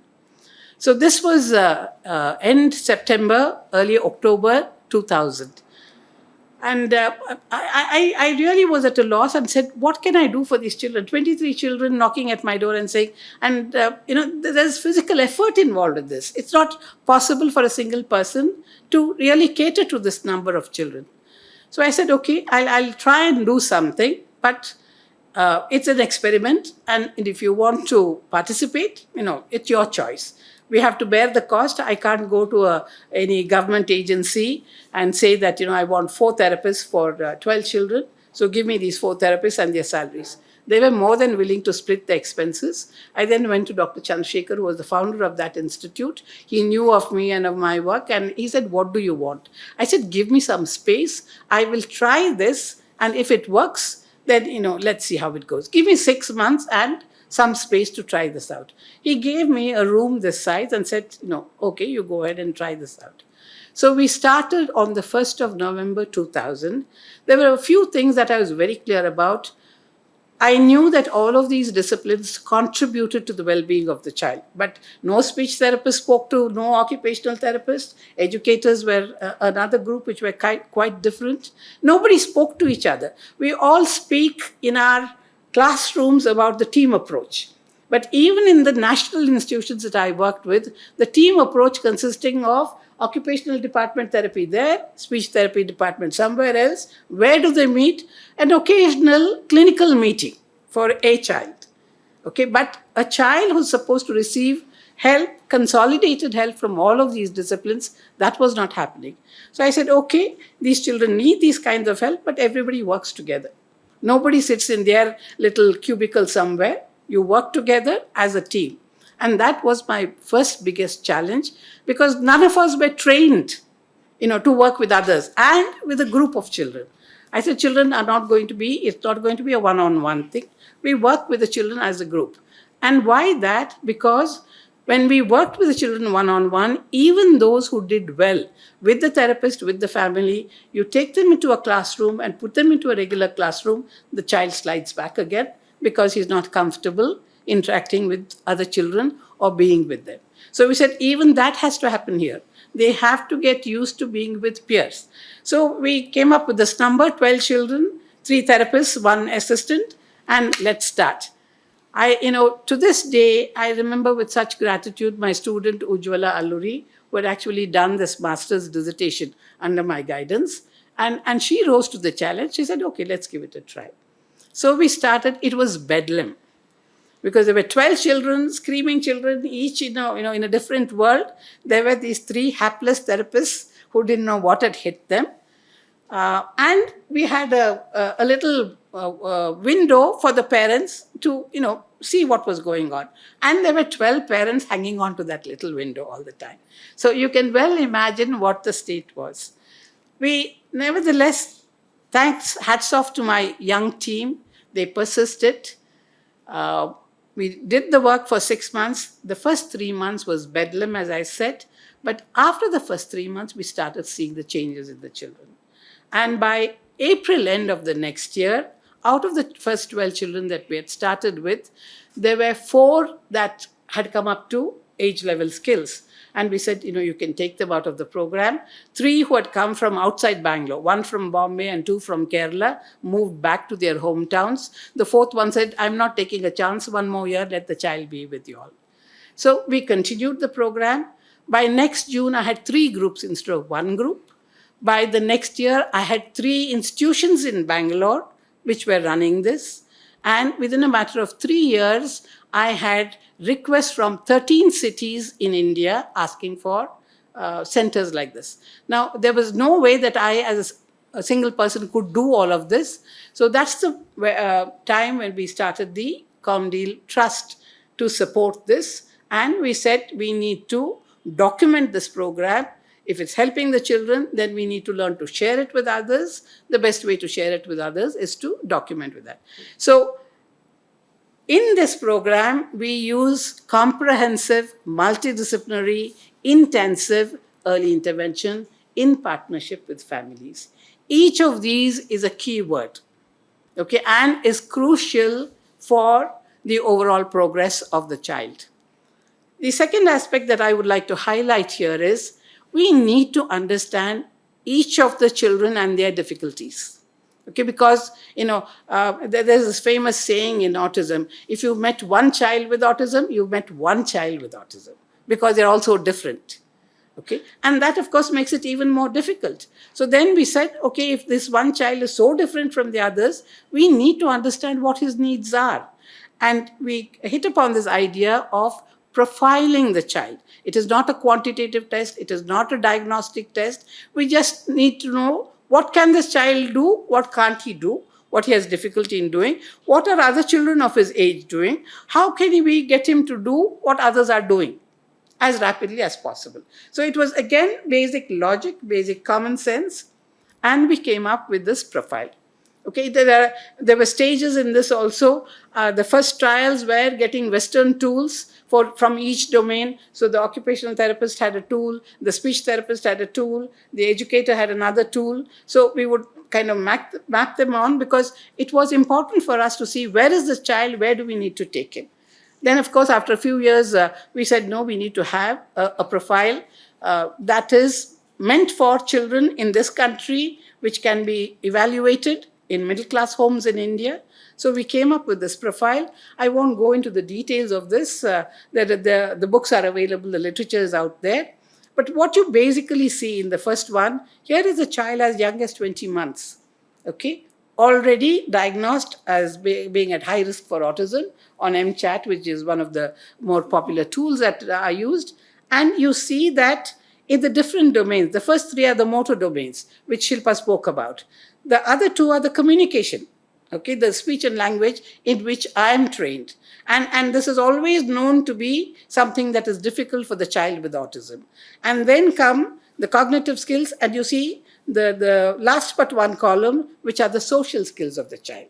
Okay, all of these are what other children of their age are doing, but these children are not doing. The red means that it's just not there. The yellow means that if he's comfortable, maybe if he's with his parents at home, he will do it, but he will not do it when you ask him to do it, or when he is in a situation where he is not comfortable.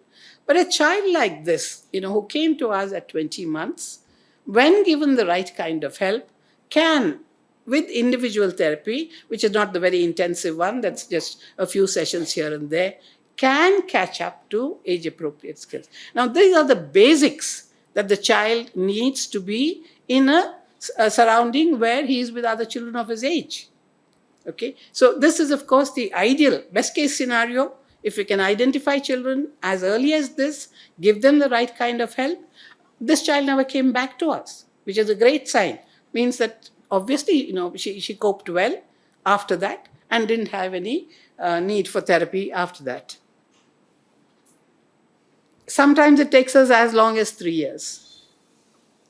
Okay, but we carefully document, we carefully monitor. Again, that's not something that here in India we do because we think it's a waste of time to document. But unless you document, unless you monitor, and this is monitoring not just by the therapist, it's equally the parent's duty also to monitor. One of the reservations that I've often heard about interventions such as ours is, oh, he's been going there, nothing is happening, I don't see any change. Okay, that is partly because it needs a little while to settle in. Okay, you and I are born with good hearing and capabilities of normal speech, but it takes us years to master speech and language. We are not born with the kind of skill that I am now exhibiting in talking to you all. That has taken me years.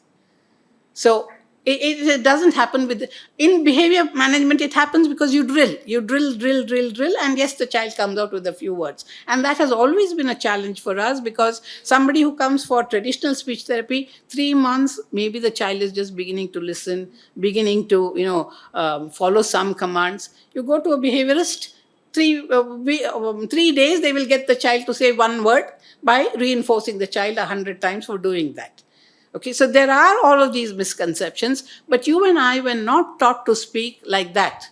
We learn to speak because our brains are capable of acquiring these skills. There is a biological skill in us which helps us to understand what is going on. We look at things, we see things, we hear patterns of speech, and our brain starts making these matches. Nobody can teach you and me these complexities. And we all know how we struggled through grammar class in high school, though we were fluent speakers of that grammar. So it's there in our brain, but to formalize it and say, this is the rule that I'm following is quite different. And we do this with just exposure, some support. You learn, complexities come about. To be able to, stand at a podium and speak like this comes as an adult. So speech and language and communication skills are not something that are learned in one go. It is something that you master over a period of time. Correct exposure, some reinforcement, which is automatically built into it, and you learn these levels of complexities of language. So this is how we profile children. Each child is profiled like this, and the team works with them. Sometimes, as in this case, it takes us 3 years. We aim at getting the child to age-appropriate skills by the age of 6 years because our avowed intention is give them a chance in mainstream schools. We do not have enough special schools. What we have are not of the quality that should be there. They're all, everything goes into the same kettle, but the needs of the children are very different. So given that, we were convinced that the best chance that we can give the child is to prepare him, at least in terms of basics of being in a mainstream school. So this is what we have been doing over the years. But while we worked with the children, we learned a whole lot about autism, which none of the textbooks, none of the researchers spoke about. Okay, and I will just, briefly give you some examples of this. But to my utmost delight, the research that is going on, the neuroscientific work that is going on baby brains, is substantiating a lot of our assumptions about these children and a lot of the approaches that we have used for these children. And this is also something that we had foreseen would happen because unlike measuring what's happening in an adult's brain or being able to open up an adult's brain also and look at it either during surgery or during postmortem, you cannot do any of these with children. Thank God for it. But we now have techniques where you can study what's going on in the brain of a child without actually interfering with the brain in any way, the non-invasive techniques. And these are bringing about a whole lot of support for the kind of assumptions we are making when we make clinical observations like the one that Shilpa has spoken about, or the ones that we as speech language pathologists work with. So these have all been the things that we have learned from the children. While we worked with them, we observed many things that were not quite in place. And anytime we observe one of these, we have a little study where we explore them a little more, measure things, compare it with the typically growing children, and see how best can we do it in a manner that is acceptable to the child. So a lot of these are little booklets written very simply, small projects, but have an immediate impact. So now that we have heard all of the speakers, I'm not just speaking about what I have as a speech pathologist brought here, but you've heard 8 people before me. You know how massive the problem is. And the purpose of this symposium is, you are all enlightened people.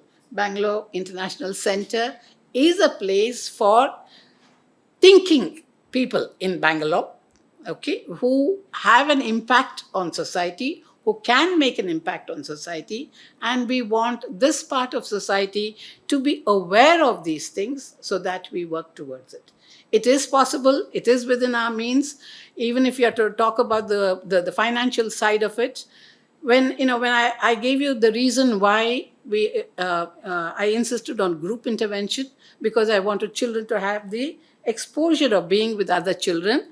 But the incidental benefits were that I could, with 3 therapists, manage 12 children instead of having 12 therapists for 12 children. And instead of just giving them 45-minute sessions, they were with us for 3 hours in a day.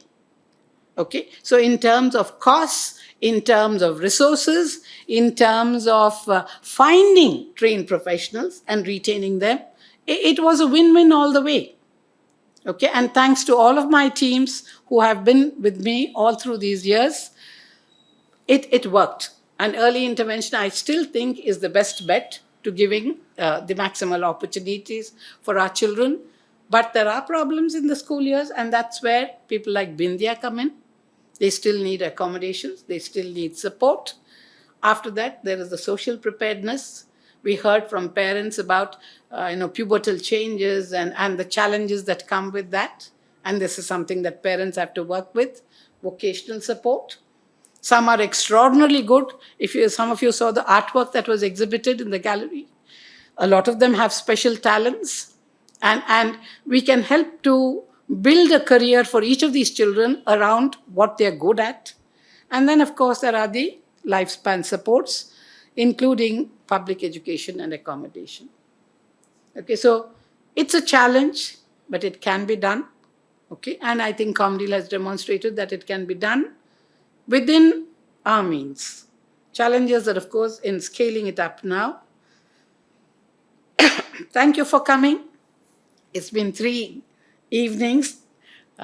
You've come a long distance, BIC being tucked away where it is. But I hope that it has been useful. And more than that, I hope that, this empowers you, this pushes you to do something about autism. I hope we will learn to appreciate each other's viewpoint. I hope we will learn to interact with each other, support each other, and we certainly can build systems within our means.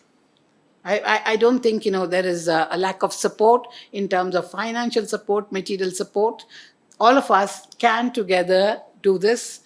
My special thanks to BIC for helping us organize this symposium here. We still have a panel. I'm sure a lot of you have questions. So can I request Shilpa and Bindiya to please join me?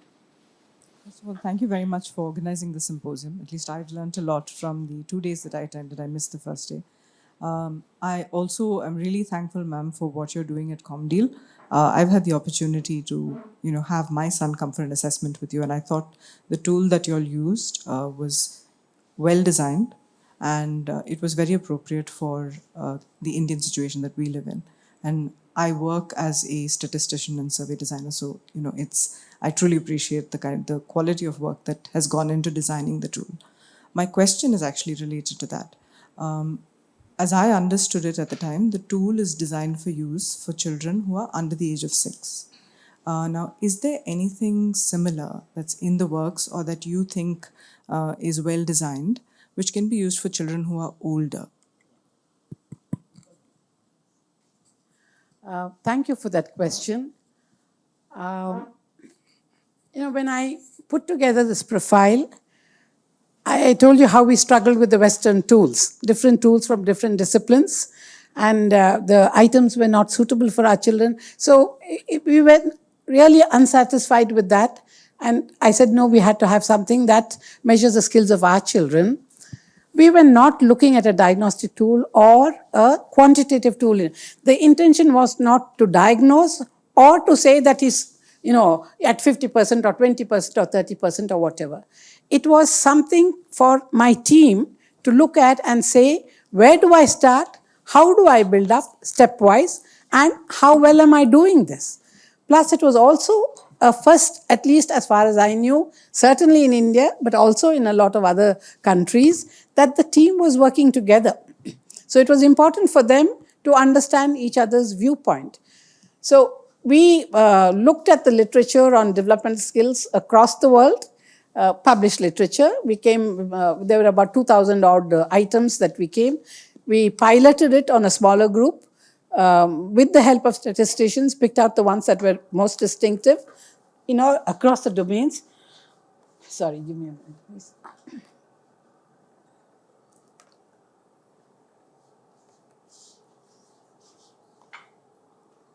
And we found it extraordinarily useful, both from the child's point of view, the family's point of view. That was the meeting point for the family and us, because they understood what we were explaining. Okay, we could tell them saying, this is what we're doing. Is the child gaining it? Is the child moving rapidly enough? So it was a clear discussion between the family and us. My intention when I did this was to address similar issues from 6 years to school leaving age, 14 or 15, as a second phase of that project. Unfortunately, what happened is I was completely overwhelmed with the demand for early intervention. And I was convinced also that the impact that we could have with early intervention was far more than by stretching ourselves right up to school age. So I welcome somebody from here to do a similar thing. Maybe Bindiya will take the lead. Yeah. Any of you all. But I think it will have value. But that's the kind of lifespan approach that we need to take, saying at this stage, this is important, next stage, these are the things. And that will give a roadmap to the families. Part of the reason I asked was selfish, because I've been looking for something that was as well designed as Cocktail to kind of help me plan what should I do next. Yeah. I couldn't find it. Yeah, I don't know of any, but it doesn't take, it's not rocket science. It can be done with any of you all who have the background in school education and what is required of children at different ages.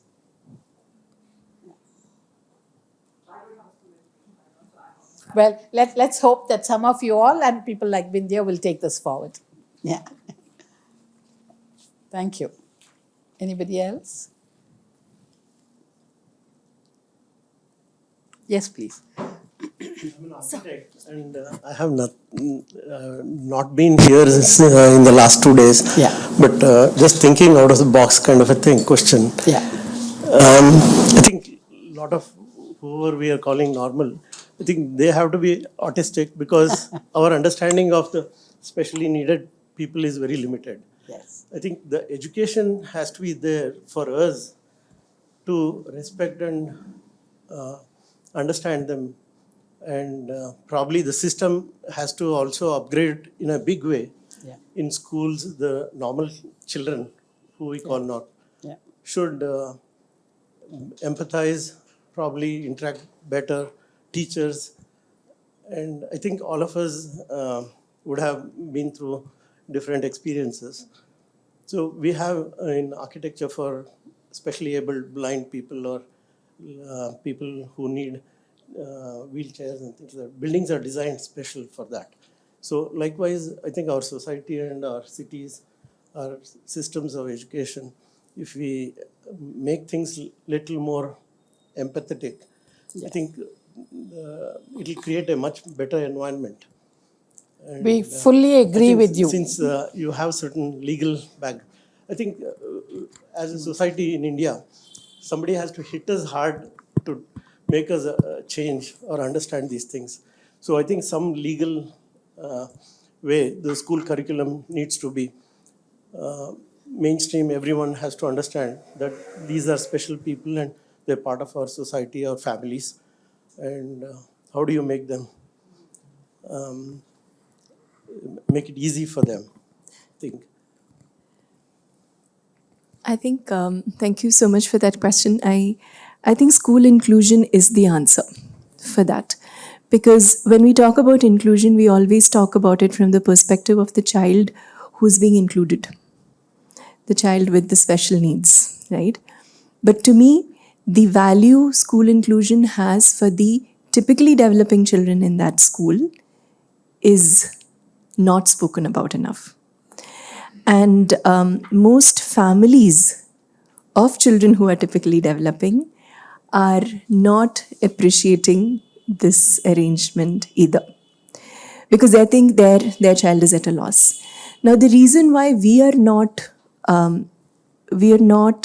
sensitive enough to the needs of others is because we never saw them, right?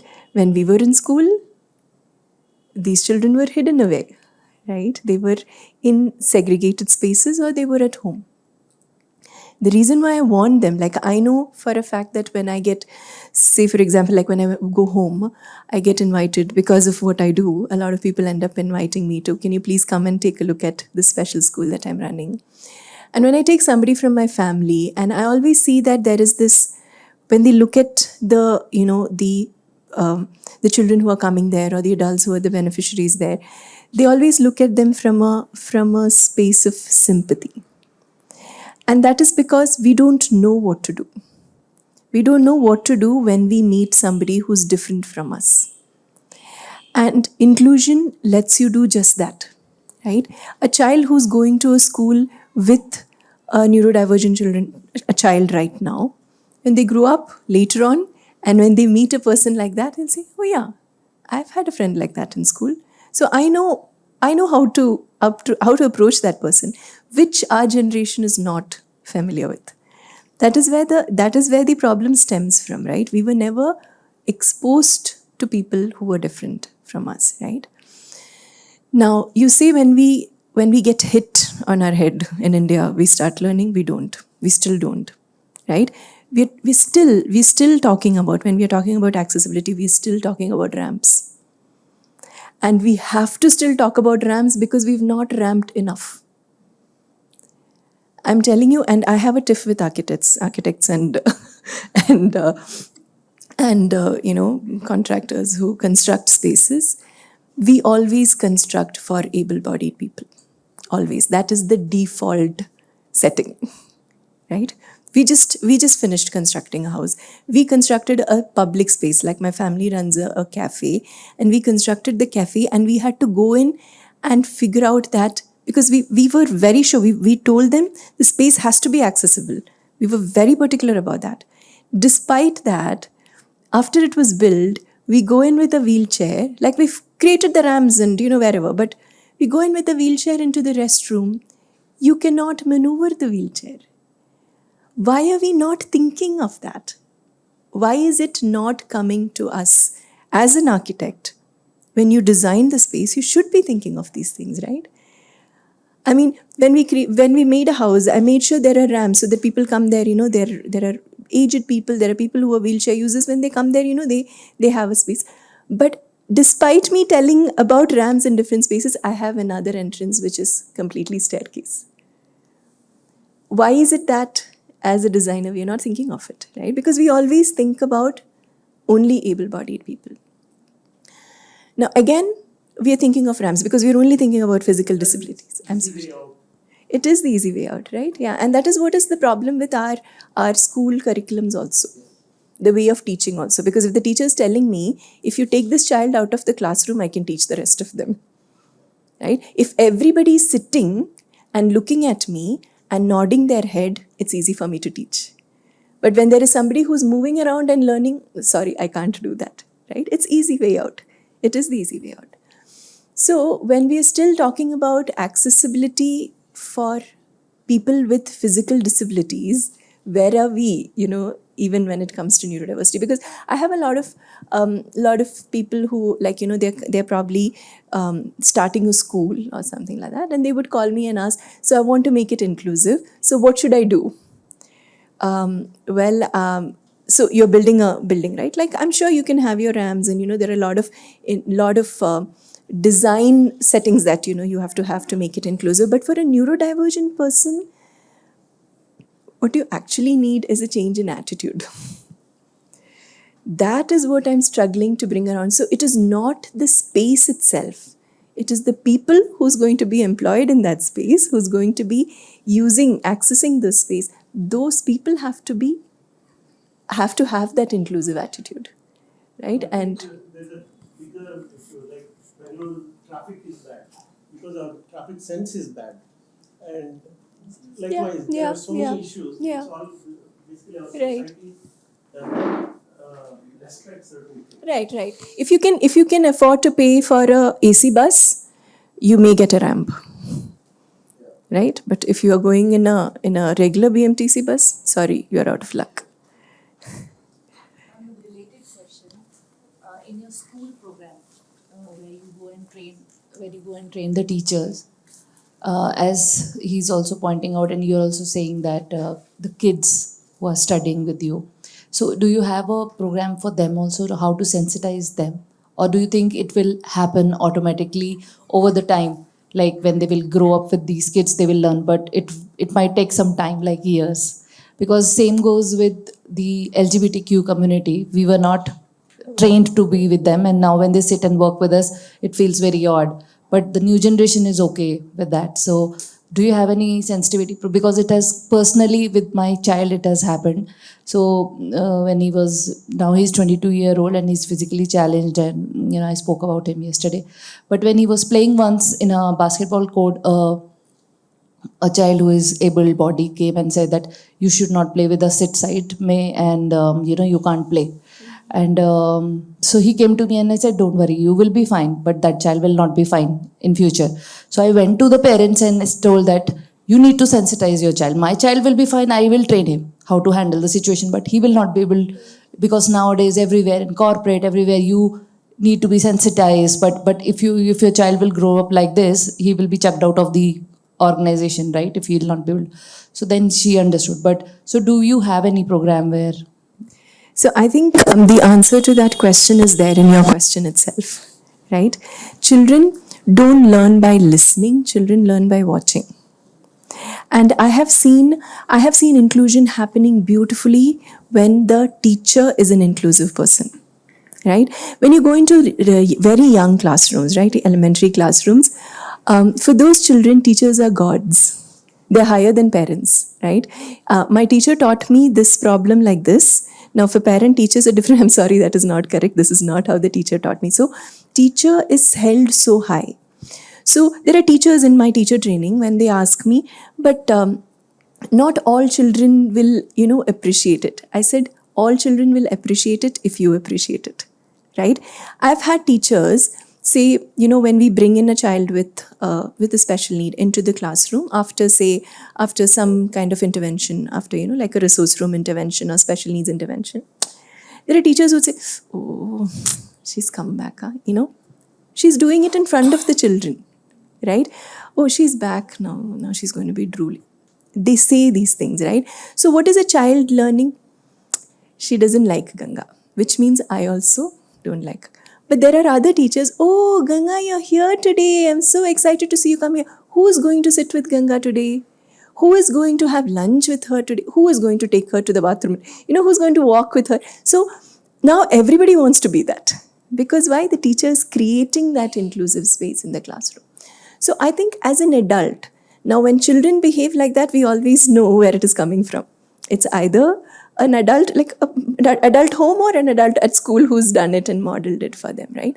So what we do is through our shadow teachers. So one thing we've realized is when we give them, so there are, I've had families who would come to me and say, my child is going to be thrown out of school because of behavioral issues.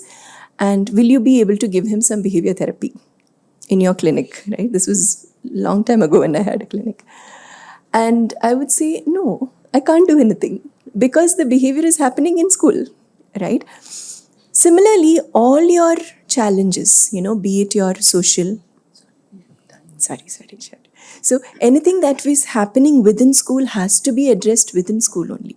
So with the shadow intervention, we are realizing that it's easier for us to do. So if the child is having difficulties with other children in the classroom, the shadow intervenes there. The shadow talks to other children. Shadow plays with everybody together and includes this child also. So this way we are able to create a lot more awareness, not by training the children, but by having them engage with this child. I think we won't take more questions because we are running out of time. I would encourage you all to continue this interaction. I want to thank all of you for being here, BIC for having provided us with this opportunity and support. And finally, I would like to thank my team.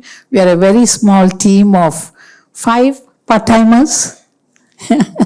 But we continue to work together, and we would be very happy to continue these conversations at different levels with all of the speakers that you have heard over the last 3 days. Thank you very much once again for coming and meeting us halfway through. Thank you.